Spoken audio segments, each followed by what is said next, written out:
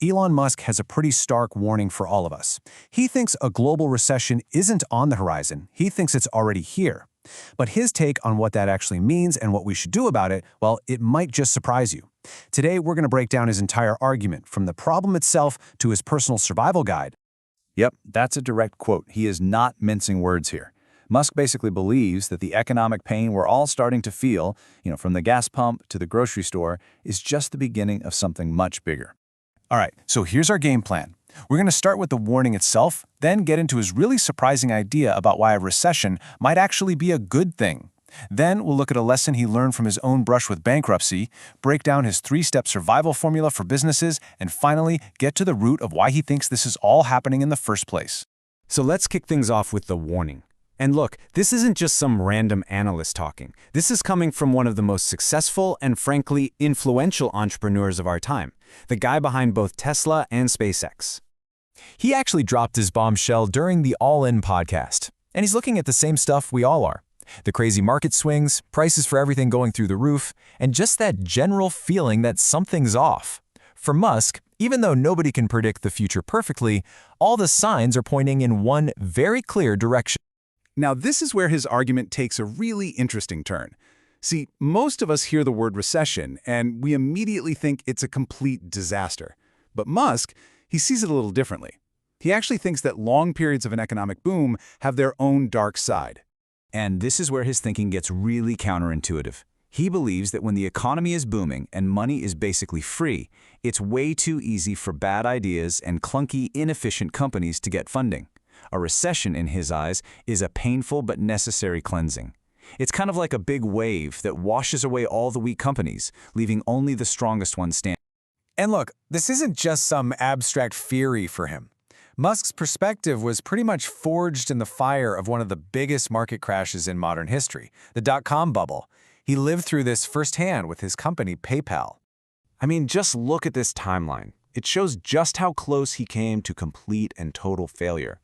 He's on the record saying that if PayPal's funding had come through just one single month later, it would have been game over. The company would have gone bankrupt, full stop. That near-death experience taught him a brutal lesson about how fast things can turn and why you always have to be ready for the worst. Okay, so drawing from that insane experience, what does he tell businesses to do right now to survive what's coming? Let's break down his playbook. It's actually remarkably simple and direct. It all really boils down to these 3 things. First, make an excellent product. He means something that's genuinely useful to people. Because in a recession, people stop buying frivolous things and focus on what they actually need. Second, cash flow is king. You have to be bringing in more money than you're spending, period. And third, build up your cash reserves. You need a war chest to survive a storm when you have no idea how long it's going to last. So how long do we need to brace for? Well, Musk's estimate is somewhere around 12 to 18 months. He thinks things will probably get worse before they get better, and we might not see a real booming recovery for another year, year and a half. Okay, so let's zoom out. Why are we even in this mess? Musk has a very clear, very straightforward diagnosis for what he thinks is the root cause of this entire economic crisis. The most obvious symptom, of course, is the insane inflation we're seeing. In the US, it surged to over 8%, a level we haven't seen in decades. This is the fever that tells us the economy is sick. So for Musk, the cause isn't some big complex mystery. He argues it's simple cause and effect. In response to the pandemic, the government created a truly unprecedented amount of new money. And his point is, when you have way more dollars chasing the same amount of goods and services, prices, well, they only have one way to go: up. And to illustrate his point, Musk poses this really simple, almost funny question, right? If creating more money was the solution to all our economic problems, why stop? Why not just make everyone a billionaire? Of course, the answer to that question reveals the huge flaw in that logic.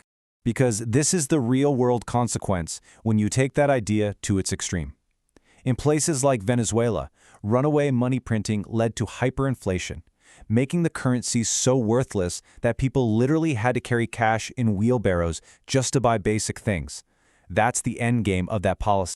So all of this brings us to the final, and maybe the most fundamental concept in Musk's whole economic worldview. To really get the problem, he says, we have to understand the difference between money and the actual economy. In Musk's framework, a nation's wealth isn't measured by how many dollars it has in circulation. The real economy is the sum of everything we produce and all the services we provide. It's the tangible stuff, right? Building cars, growing food, writing software, providing healthcare. That, he says, is where true value actually comes from. Money, in this view, is just a piece of technology. It's an accounting system that makes it easier for that real economy to work. It's a useful tool to avoid the hassle of, trying to barter pigs for chickens. But it is not the wealth itself. And confusing the tool for the actual value, in his view, is the core mistake we've been making. So what's the ultimate takeaway from all this? Musk is really asking us to look at this downturn in a completely different way. Not just as a crisis, but as a harsh and maybe necessary correction. A way to clear out the waste and get back to what really matters, building useful things and running solid businesses. Which leaves us with a really challenging question. Is the economic pain we're all feeling today the price we have to pay for a stronger, healthier economy tomorrow?